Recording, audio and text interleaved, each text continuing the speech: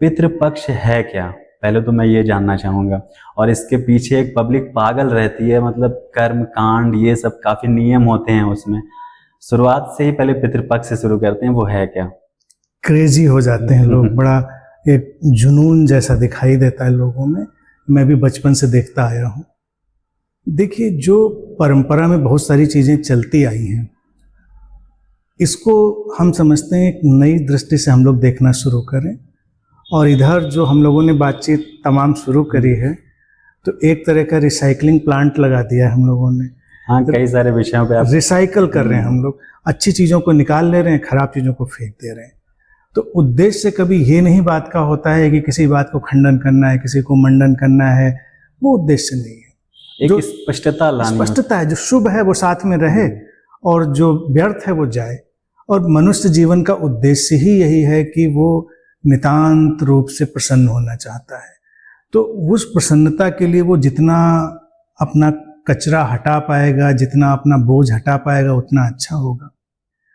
अब ये जो पूछा कि पितृपक्ष सचमुच में क्या है, अगर इसको हम देखें तो इसको मैं इस दृष्टि से देखना चाहूँगा। दिन कोई भी चुने जा सकते थे।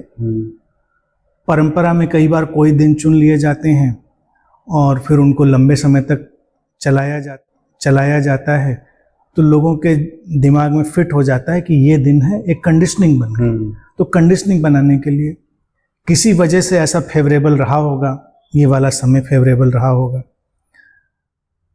तो जो लोग हमारे जा चुके हैं, इस दुनिया में नहीं हैं, मूल बात तो यह है कि वो जा चुके हैं और कहीं नहीं है। समाप्त हुआ शरीर तो समाप्त हुआ, लेकिन ये भी मानवीय है कि हम उनको भूलते भी नहीं हैं, हम उनको याद भी करते हैं।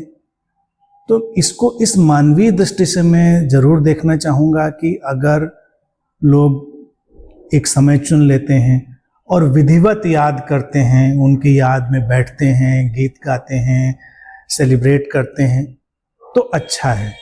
लेकिन फिर प्रश्न उठेगा कि चंद दिन क्यों, पूरे साल भर याद करो। तो साल भर भी हम याद करते हैं, ऐसा नहीं है कि हम साल भर याद नहीं करते। हम 24/7 365 याद में रहते हैं। लेकिन कभी फोकस्ड होकर जब हम कुछ चीज़ों को एक बार सेलिब्रेट कर लेते हैं तो कैथार्सिस हो जाती है। जो बहुत बोझ होता है वो निकल जाता है, बर्डन होता है निकल जाता है। संबंधों की यात्रा में बहुत कम लोग ऐसे होते हैं जिन्होंने परिपूर्णता से संबंधों को जिया होता है। तो संबंधों में कमियां रह गई हैं, खामियां रह गई हैं, कुछ करना चाह के नहीं कर पाए, कुछ गलतियां हुई, सब हुई। तो उसी के लिए लोग ये सब आयोजन करते रहे, जिसमें वो एक भाषा निकाल लेते हैं कि पितृदोष से मुक्त होना है। पितृदोष उस प्रक्रिया को उन्होंने समझा कि हमसे कुछ बुरा हुआ था, हम उसको ठीक करना चाहते हैं। अब मूल मुद्दा ठीक तो नहीं कर सकते, ठीक कुछ होता नहीं, लेकिन आप कम से कम उसको याद करके, उसकी बात करके गिल्ट फ्री हो सकते हैं, गिल्ट फ्री हो सकते हैं। तो उस मानवीय सेटअप के लिए ये ठीक है। लेकिन फिर उसके ऊपर जब ये सब पूरा कार्य व्यापार शुरू होता है कर्मकांडों का, और बहुत एक फीवरिश वातावरण की पितर आकर बैठे होंगे छतों पर, छज्जों पर, कोनों पर, और हम उनको पानी पिलाएंगे, भोजन कराएंगे, ये सब थोड़ा सा नादानी का व्यवहार शुरू हो जाता है। लेकिन जो मनुष्य नहीं समझ पा रहा है वो नादानियाँ करता भी है, और कुछ लोग नादानियों को सीरियस बना लेते हैं। ये समस्या है। अनिश जी, जैसा आपने बताया, आपने तो एक नया एंगल ही रख दिया कि पितृपक्ष लोग मनाते क्यों होंगे। लेकिन ये जो कैथारसिस है, जैसे गिल्ट फ्री अगर हम होना चाहते हैं, तो इतने सारे ये कर्म कांड की आवश्यकता क्यों है? मतलब हम किस तरह से डायरेक्ट भी ऐसे अगर हम किसी को याद कर रहे हैं, या अगर हमने कुछ अच्छा काम, अच्छा व्यवहार नहीं कर पाए हम उनके साथ, तो ऐसे हम गिल्ट फ्री कैसे हो सकते हैं बिना कर्म कांड के? देखिए, कोई कर्मकांड किसी को गिल्ट फ्री करता नहीं है। इतने दिनों से लोग करते चले आ रहे हैं, कोई गिल्ट फ्री नहीं हुआ, कोई प्रसन्न नहीं हुआ, कोई सेटल्ड नहीं हुआ, क्योंकि उसके ऊपर शोषण का एक नया जाल पैदा होता है और लोग उसको ले जाते हैं कि हम उस व्यक्ति के लिए कुछ कर रहे हैं जो इस दुनिया में नहीं है। वस्तुतः हम अपने लिए कर रहे हैं जो हम दुनिया में हैं। हम तो दूसरे से है, हमको पता भी नहीं वो कहाँ है कि नहीं है। हम अपने लिए सब कुछ कर रहे हैं। और अंतिम रूप से गिल्ट फ्री तो व्यक्ति तभी होगा जब वो समझ पाएगा अकर्ता के तत्व को, जब वो समझ पाएगा इस संसार में अंतर संबंधित जीवन के घटनाक्रम को। पूरी तरह गिल्ट फ्री तो तभी होगा, लेकिन फिर भी हम एक मानवीय विंडो खोलते हैं कि नहीं इतनी समझ है, फिर भी आप थोड़ा सा कुछ वार्तालाप करके, थोड़ी सी बातचीत करके शांत हो सकते हैं, एक काफ़ी हद तक शांत हो सकते हैं। तो उसमें मैं तो सजेस्ट ये करूँगा कि याद करो, बेशक याद करो, लेकिन ये जो रिचुअल हैं ये सब ये बेमानी है। कभी काम के रहे होंगे, काम के इस सेंस में नहीं, कभी उसमें रॉकेट साइंस रही होगी। कभी मान लीजिए व्यक्ति वो भाषा बोलता रहा होगा, तो मंत्र देखो कितने क्या हैं जो मंत्र हैं। मंत्र एक किस्म की प्रेयर और गीत है। तो आप अपने प्रियजन की याद में कोई कविता लिखिए, कोई गीत लिखिए, अपने प्रियजन की याद में कोई पेंटिंग बनाइए, कोई डांस करिए अपने प्रियजन की याद में। और भोजन का तो लोग करते ही हैं कि जो उसको प्रिय था वो आप खाना बनाते हैं, लेकिन खिलाने जाते हैं कौवे को। अच्छा, मैं आज तक ये नहीं समझ पाया कि इतने पक्षियों में कौवा ही क्यों चुन लिया। थोड़ा इसमें एक सरकाज़्म भी है कि ये जो कौवापन लोगों के अंदर होता है तो उस कौवेपन से वो मुक्त नहीं हो पाए। प्रियजनों को बुला भी रहे हैं और बता रहे हैं कौवे से ज्यादा तुम्हारा वो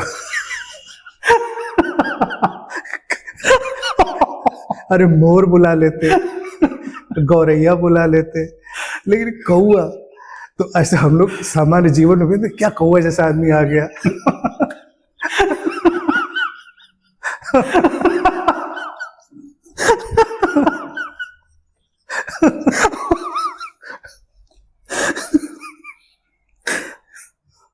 अच्छा, इसमें फिर कुछ बड़े वैज्ञानिक आ जाएंगे, वो कहेंगे देखो ऐसा नहीं था, भारतीय सनातन संस्कृत का मजाक मत बनाइए। इतना हंसे हैं लोग तो कितनी गालियां देंगे लोग सुन के कि देखिए मखौल बना रहे हैं भारतीय संस्कृत का। कौवे को इसलिए बुलाया कि कौवा पर्यावरण का नियोजन करता है। वो पीपल के बीज खा जाता है, फिर उनके पेट में रिसाइकल होते हैं, फिर वो जो पॉटी करता है उससे रिसाइकल्ड बीज जमता है। पीपल का बीज सीधे नहीं जमता, तो उस पॉटी से वो बीज जमता है। जब पीपल का बीज जमता है तो पीपल ऑक्सीजन देता है, तो ऑक्सीजन हमारे काम आती। कितनी दूरदृष्टि थी हमारे लोगों में, इसलिए कौवा चुना था। पीपल तो उग ही रहा है, कौवे खा ही रहे हैं, लेकिन यहाँ पर ये पक्की बात है कि इसमें थोड़ी शरारत भी है लोगों की, कौवे वगैरह में। अच्छा, दूसरा मनोवैज्ञानिक पहलू भी इसका बता दें। ये तो ये हो गया, थोड़ा मनोवैज्ञानिक पहलू ये है कि कौवा एक जो बर्ड है वो बड़ी चतुर और बड़ी अलर्ट बर्ड है। जैसे ही वो कुछ भोजन देखती है या कुछ देखती है तो बड़ी जल्दी रिएक्ट करती है और कम डरती है। आप कौवा देखो बैठा होगा, आप बहुत पास तक चले जाएंगे वो नहीं उड़ेगा जल्दी, थोड़ा वैसा पक्षी है। बाकी सब पक्षी भाग जाएंगे।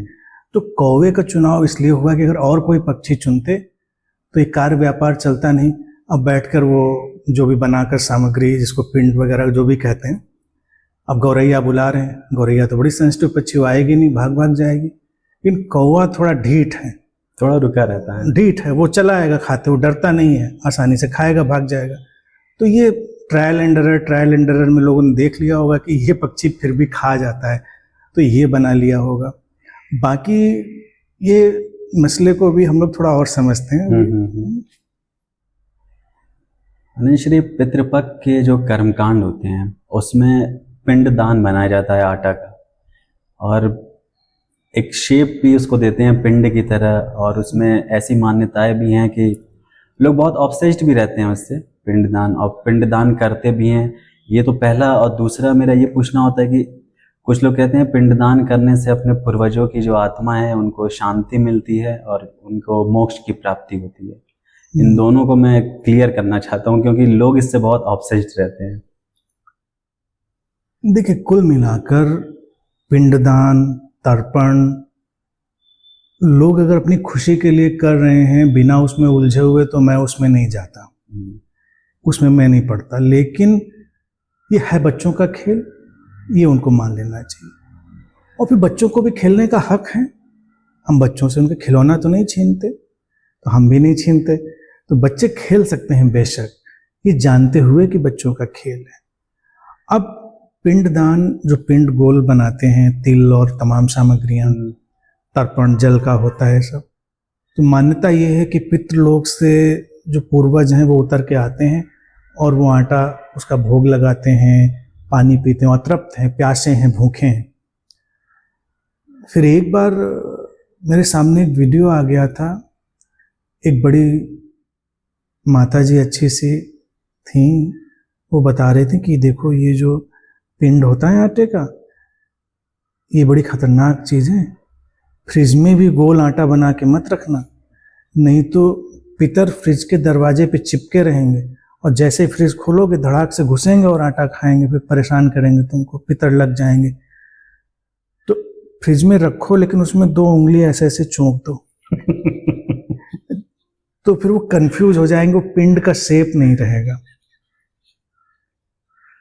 इतने कंफ्यूज हम मान लेते हैं अपने एंसेस्टर्स को।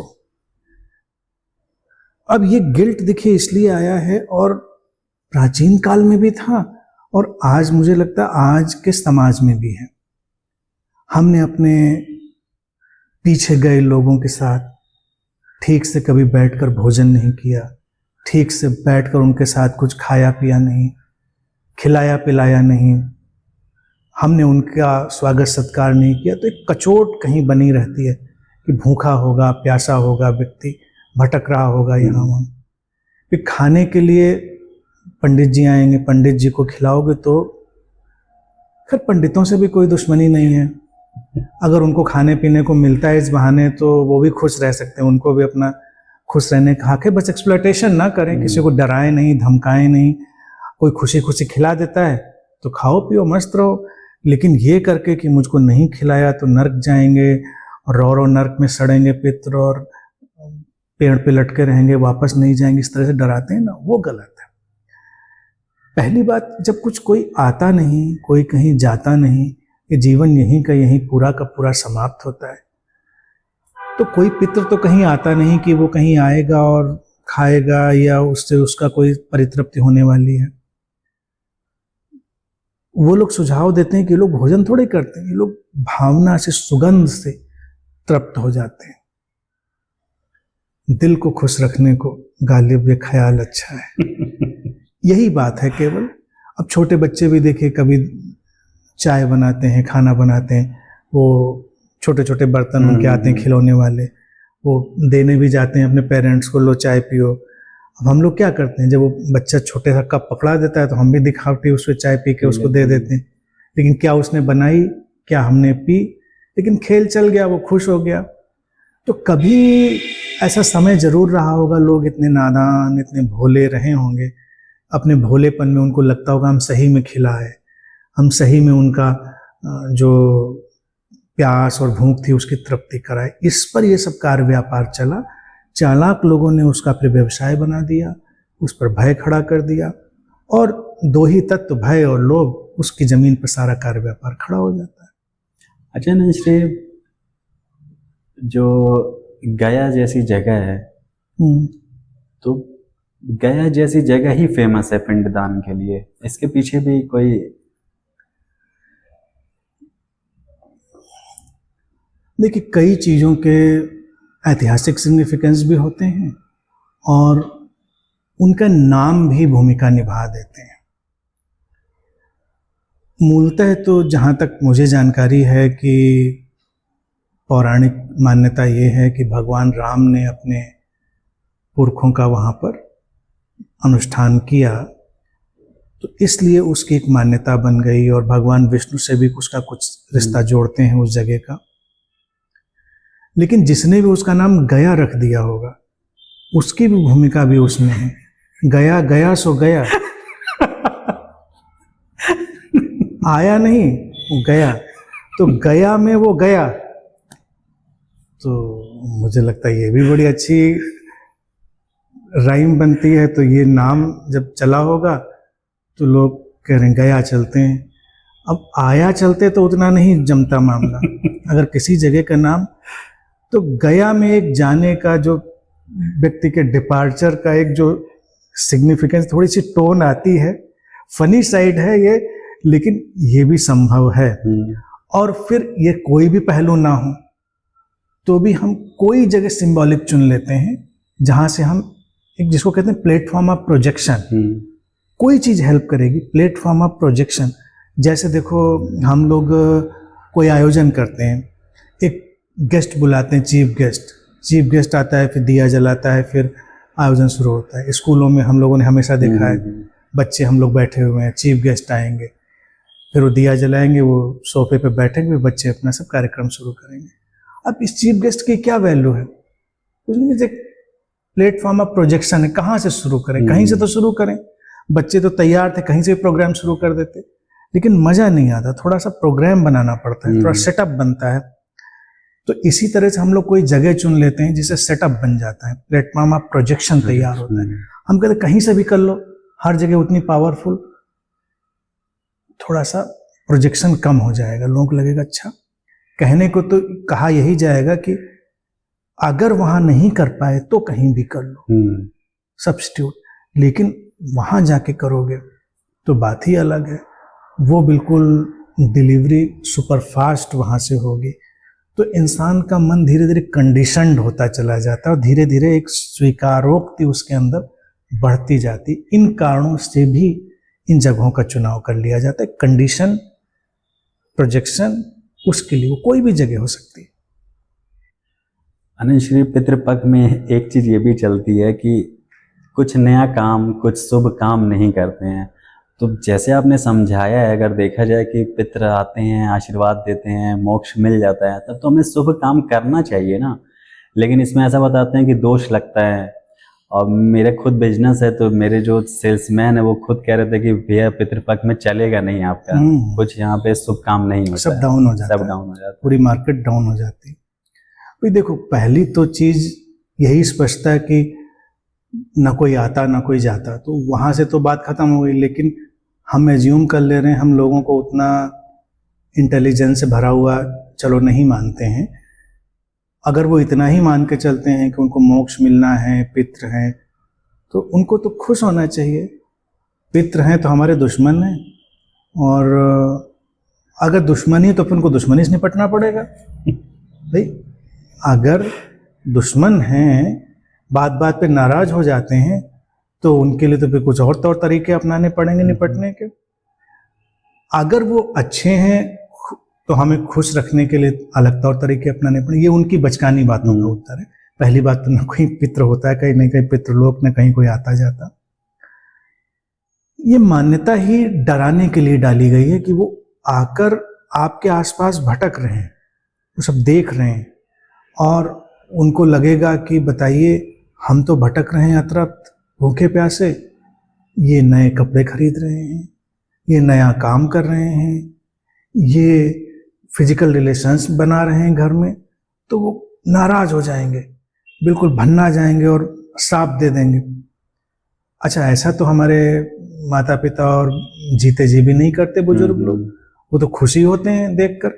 लेकिन वो इतने कुंठा में हैं कि वो नाराज होकर श्राप दे देंगे, तो वो नहीं करते।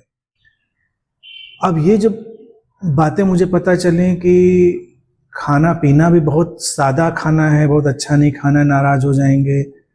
जो लोग शादीशुदा हैं फिजिकल रिलेशन में नहीं जाएंगे, तो फिर नहाओ भी नहीं, सूसू पोटी भी नहीं जाओ, सब कुछ तो देख रहे हैं, वो पता नहीं किस बात पे नाराज हो जाएं।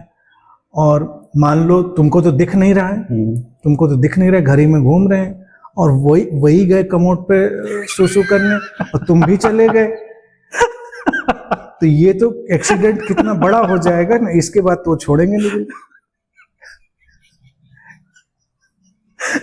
भाई अपने घर में आए हैं तो जगह जानी पहचानी है तो वो भी जाएंगे।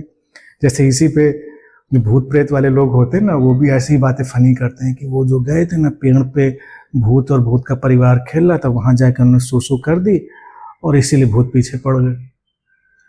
तो इस पे मैं हमेशा ये सोचता रहा कि भाई हमको नहीं दिख रहा है, उसको तो दिख रहा है, हट जाओ, खिसक जाओ, खिसक जाओ थोड़ा सा, बैठे रहोगे वहीं पर, खिसकोगे नहीं।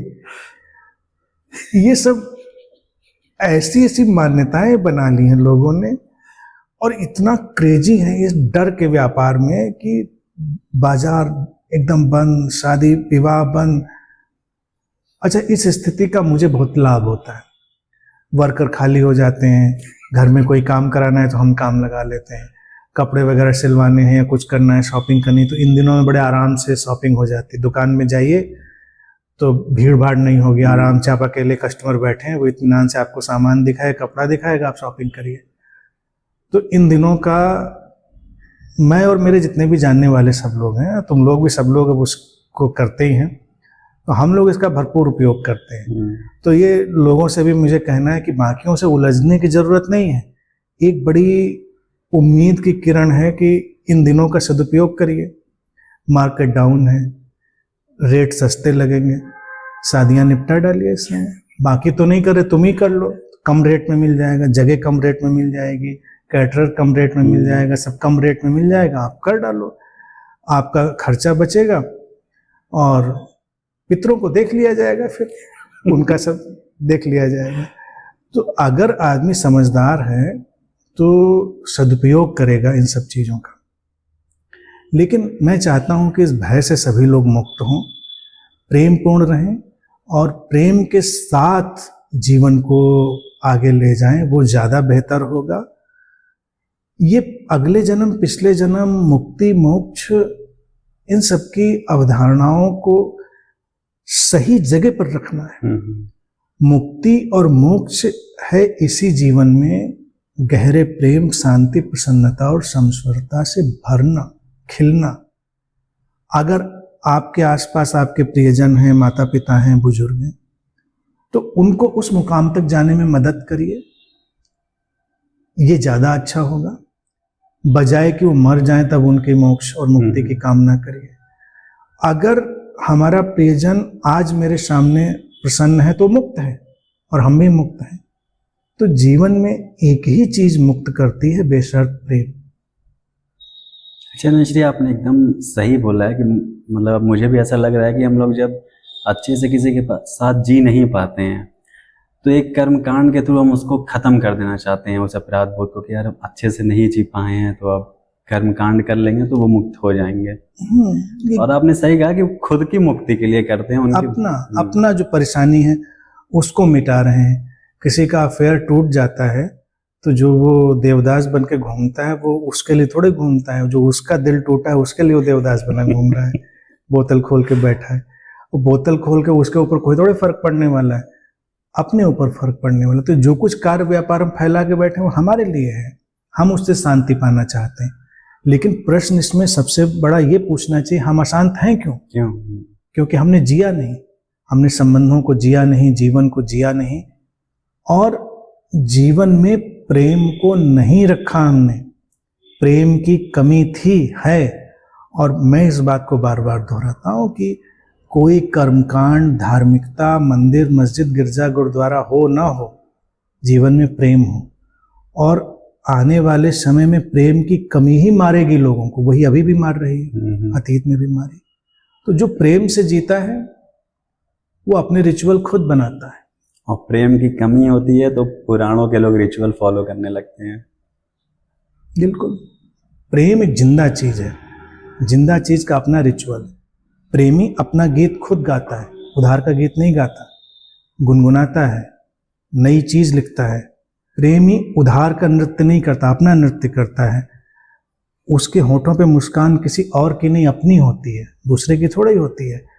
जब प्रेम नहीं है तो हम फिल्म वाली मुस्कान को देखकर मुस्कुराते हैं, उपन्यास में लिखी कहानी को देखकर आंसू बहाते हैं, तब सब उधार का होता है। हम किसी दूसरे के लिखे प्रेम गीत को गाकर बड़े द्रवित होते हैं, सब दूसरे का है, हमें दूसरे का क्यों चाहिए?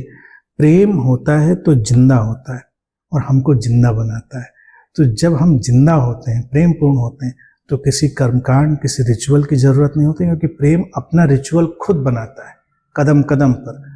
और हाँ, बस इसको अगर समराइज करें, इस पितृपक्ष वाले मसले को, तो यही मैं कहना चाहूँगा कि हाँ, साल में कुछ दिन विधिवत निकालना अपने गए हुए लोगों के लिए सुंदर है, लेकिन उसको नए ढंग से स्क्रिप्ट लिखिए, उसकी नए ढंग की स्क्रिप्ट। ये सब पागलपन में भागने की नहीं होगी कि हम ये सब करते घूम रहे हैं बड़ी उत्तेजना में।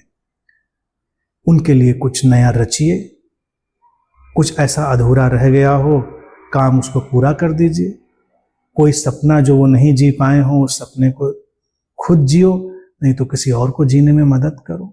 एक क्रिएटिव हो। अगर हमारे पीछे गया हुआ हमारा प्रियजन मान लो कुछ ऐसा करना चाहता था जो नहीं कर पाया, तो हम किसी को वो कर पाने में मदद करें, किसी के साथ चले 2 कदम, वो अच्छा रिचुअल होगा बजाय कि इन सब में पढ़ने के। और फिर सर्वोपरि आप अपनी स्मृतियों से विधायक स्मृतियों को एक्सट्रैक्ट करिए, निकालिए, कूड़ा कचरा हटाइए और उन स्मृतियों का सदुपयोग क्या करेंगे, जो सामने है, जो जीवन सामने है उसको जीने में। जो भूलें करी थी अब उनको नहीं करेंगे, जो नहीं जी पाए थे अब वो गलती नहीं करेंगे, भरपूर जिएंगे, अभी जिएंगे, यहीं जिएंगे। इस सब को मनन करते हुए, मंथन करते हुए हम कुछ दिन बिताएं तो ठीक है। और उन दिनों को भी रिजिड ना बनाएं कि 16 दिन, 15 दिन, 2 दिन भी काफ़ी हैं, 3 दिन भी काफ़ी हैं, लेकिन दिन बना लेने में कोई बुराई नहीं, उसको मैं एग्री करता हूँ।